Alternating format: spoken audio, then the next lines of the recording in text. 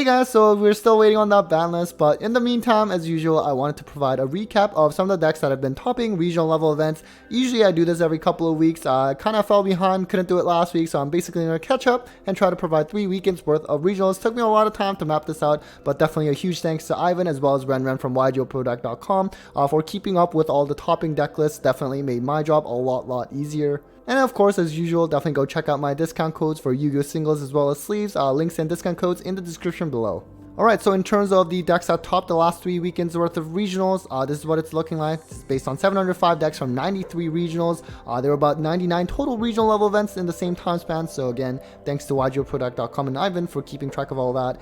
So a few things that kind of stand out right away. One is that, at least at the regional level, Snake Eye plus Fire King Snake Eye, they actually do not represent tier 0 format at this point for this month. Now at the YCS level, I'm sure that looks a lot more different, as you would have seen in the past couple of weekends, or rather past couple of YCS that we had, but nonetheless, another thing that stands out is now pure Snake Eye is much more represented than Fire King Snake Eye, which of course was the inverse the last month I did this. So you know, if you're someone who was playing Fire King Snake Eye but recently kind of like transitioned to playing pure, definitely let me know in the comments, you know, what your reasonings are for making that switch.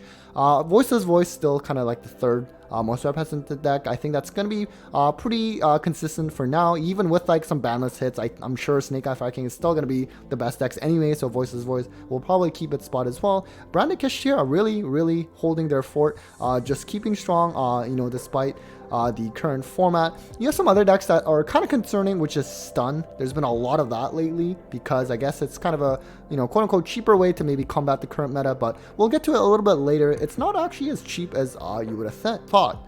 Some other notes is Rescue Ace really continuing to show a big decline in terms of representation. We already saw that last month after, you know, kind of like the initial post Phantom Nightmare format, but really continuing to struggle. And this basically kind of reiterates what I was saying earlier. You know, again, Snake Eye just kind of taking the top spot now in terms of pure Snake Eye, and Fire King going second. Voiceless Voice again, kind of probably keep it there. And then Kashtira, Branded Despia kind of just flipping back and forth between the two. Now, in terms of some of the other decks that top, because there's a lot, especially when we're covering 3 weekends worth of regionals. So, you know, right off the bat, like Chimera has actually shown a bit of a improvement, I guess, because, you know, of course, it still weighs behind Branded Despia nowadays. But you know what? Prior to this last couple of months, like it was really struggling. But now at least there's some tops. Same thing for Sprite. Last time around, there were only maybe 1 or 2 tops for Sprite, but lately it's actually gotten a decent amount. Technically, of the couple Pearly decks that top, it had like a Sprite engine as well, so really it's actually a little bit more. Vanquish Soul has also done decently well lately as well, even though it kind of phased out initially, but you know, it can play Shifter. You should also go check out Steven Santoli's channel, by the way. He did finish 2nd place at Niagara Regionals with Vanquish Soul. Rika is another interesting one. I'm going to do a Rika profile soon with the one from Australia, but you know what, there's been multiple tops with this as well. I know they got some new Aromage cards or whatever. I mean, post-ban list, at least they're still hanging in there. Dynamorphia is another one that's been topping lately. I know it's, you know, kind of like a Floodgate-ish stun / control kind of deck. So, you know, it can serve as like a Mystic Mine almost, the boss monster. Salamangreat kind of getting a few tops there as well. And Raid Raptor has also shown multiple tops as well, which we've kind of saw at the beginning of the Phantom Nightmare format as well. Bestial Runic kind of completely disappeared, honestly, since I guess Maze of Millennia around that time frame. But, you know, a few Orcus decks have topped as well. And then Grand Module, not 1 but 2 Grand Module decks topped this past few weekends, so I think that's pretty interesting. Volcanic is the one with like the Snake Eye, Horus, like Fire King, or rather all of those like engines. Basically, it's like usually a 60 card pile, and it's a FDK deck as well. And Infernoble also actually got a couple tops as well, which really hasn't happened post Isolde ban. And then here there's just a bunch of 1-off decks that topped as well. I just didn't want to have to kind of map out all of them as well visual wise, but you know, I think some of the ones that really stand out, like something like Abyss Actor, Crystal Beast, like decks that we haven't seen top in quite some time, like Galaxy for example. Goblin Biker Hero is also something I'm going to highlight a little bit later. There was even a Ninja deck that topped, which was also very cheap to play as well, so I think really cool. Now, in terms of deck playstyle, you know, there's predominantly combo, just because Snake Eye decks are pretty much all combo based. Although it went a little bit lower because you have some increase in kind of like, you know, your mid-range, you know, control decks. But Stun in particular has definitely gone up, as I've noted. And I'm sure you would have noticed that at your own locals and regional events as well. Definitely a lot more Stun decks topping right now, which, you know, really not fun to play against, but I'm sure the Stun players, you know, they will probably describe themselves as kind of like necessary evil, which perhaps is also fair.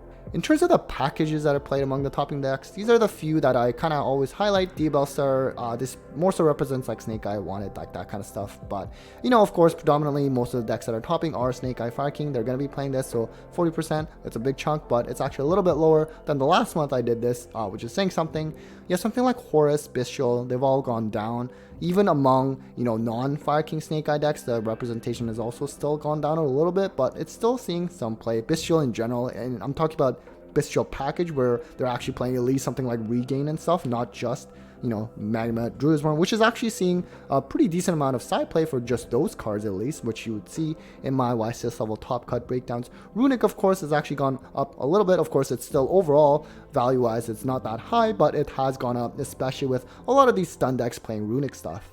The other thing I was also interested in Voiceless Voice, in particular how often they were playing the branded engine. Overall, about 41% of the topping decks were playing the branded stuff in Voiceless Voice, but the interesting thing is that, you know, as the time goes by, in the most recent time period, there's been a steady increase in the branded engine being played in this deck, which I think is actually not that surprising. I think it's something I just kind of felt and noticed myself anyways, even without the data. I guess it's just one of the ways to like combat through draw, so I think it's a nice little touch. Not all of them are playing like the Dragonlock, you know, post side. I know a lot of them are though, which, you know, of course is one of the reasons why Sanctifier will probably get banned in that next list.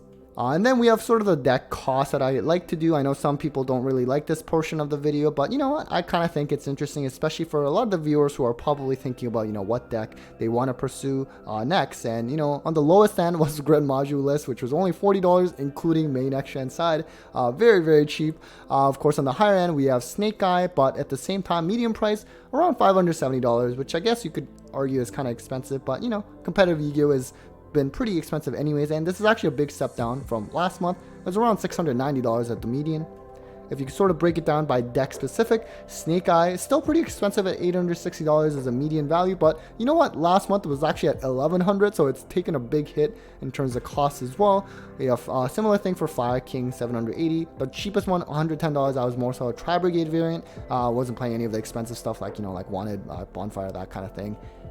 You also have Voiceless Voice, which of course is a third best deck, but it doesn't necessarily mean that, you know, it's going to be cheap, or at least in terms of cost efficiency, because it is still hefty at $600. So it's not necessarily, you know, a quote-unquote bargain when you have something like Snake Eye, which is, you know, at least a couple $100 more, and of course hopping a lot more events, but of course also means probably, you know, some more hits coming on the ban list compared to Voiceless Voice, which is probably safe. And then you have some other solid contenders like Branded Despia, a deck that I've been playing, you know, $380 as a median. This has been pretty stable, to be honest with you. Of course, you know, we are bound to get some kind of banlist hit, probably with like Sanctifier. Hopefully that's it though. But nonetheless, I think price-wise, you know, really most of it comes from something like Thrust, Quem. So I think for the most part, price-wise, it's not going to be too different. You also have Kashtira, which has actually gone down quite a lot. It was around $600 last month. It's gone down a lot. I'm not exactly sure why. I mean, as long as Shifter stays at 3, which I'm sure, knowing Konami, it will. You know, this deck is another very solid option to pursue if you're looking for a new deck to pursue. Thunder, you know, it's interesting. It wasn't actually as cheap as I thought it'd be, $250. I think if I had to guess, it was probably because a lot of the Thunder lists just play SP anyways in the extra deck, which just kind of eats up a lot of the cost, which, you know, they don't really need that, right? Their extra deck, for the most part, is meaningless, but I mean, if they have it, they pretty much just play it anyways. And of course, if they are playing Thrust for like the Featherstorm, that can kind of add up as well. And lastly, Stun deck. Surprisingly, there's another one where it wasn't actually as cheap as I thought it would be. You can play it very cheap, as you would see. One topping list, only $75 basically. But, you know, if you think about, a lot of the Stun decks are also playing like the Horus stuff, or let's say like the Runic stuff, and just those packages can still add up. And again, in the extra deck, you know, they're probably just throwing in an SP just for the fun of it anyway. So just kind of maybe a little bit misleading in terms of cost, but again, at the same time, still not maybe as cheap as one would think.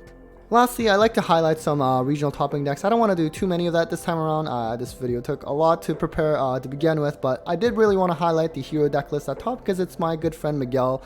You can definitely go check that deck profile out on my channel, and you can also check my vlog as well for this Niagara regional experience. It was super fun, and I was really happy. We were all really happy to see Miguel top with this deck, and this is actually the only hero list that topped in the last 3 weekends worth of regional events. At least that's publicly known, so, you know, good for you, Miguel.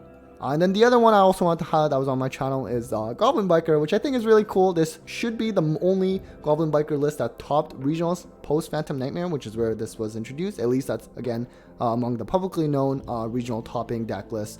So I think it's really cool, like a rank 3 kind of spam. I mean, when's the last time you really saw Gossip Shadow, maybe like Rongo Bongo format? You have some of like the armored stuff, which isn't necessarily new. We kind of started seeing it with like Virtual World and even like Sharks, which actually did top a YCS pretty recently as well. So again, this is another thing you can check on my channel as well.